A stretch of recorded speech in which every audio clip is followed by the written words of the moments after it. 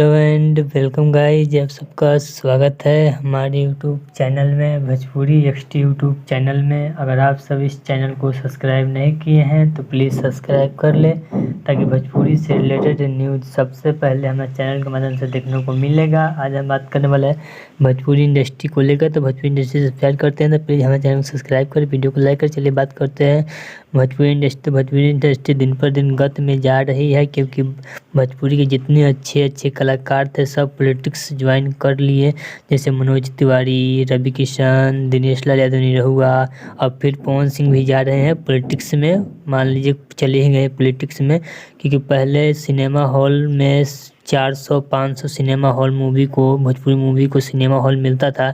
आज 10 से 20, 30, बहुत से बहुत 40 सिनेमा घर मिलने में आने आ जा रहा है। भोजपुरी फिल्म भी अच्छी फिल्म अब नहीं बन रही है, क्योंकि भोजपुरी फिल्म अच्छी बनती तो लोग ज़रूर जाते थिएटर में। जितना है उतने में थिएटर में ज़रूर एकदम फुल हाउसफुल चलता, लेकिन आज भी कुछ भी हाउसफुल नहीं चल रहा है, सिर्फ बकवास का जा रहा है।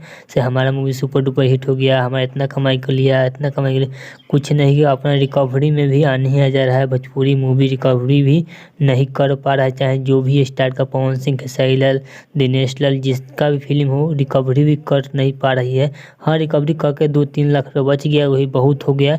लेकिन और सब मूवी देख ली, बॉलीवुड साउथ करोड़ों में मूवी कमा रहा है, लेकिन भोजपुरी लाखों में अटक जा रहा है, हज़ारों में अटक जा रहा है, क्योंकि इसमें अच्छे कलाकार ही अब नहीं है जो पॉलिटिक्स में चले गए। जो है सो भी जा रहे हैं पॉलिटिक्स में। अच्छी फिल्म पर कोई ध्यान नहीं दे रहा है। गाना और 2-3 साल पवन खेसारी लड़ के भोजपुरी इंडस्ट्री के बर्बाद कर। चलिए आप सब भोजपुरी इंडस्ट्री के बारे में क्या सोचते हैं कमेंट में बताइए। आपको यह भोजपुरी इंडस्ट्री वाला वीडियो आपको अच्छा लगा तो प्लीज़ हमारे चैनल को सब्सक्राइब कीजिए, वीडियो को लाइक कीजिए। चलिए मिलते हैं एक और न्यू अपडेट के साथ, तब तक ओके बाय।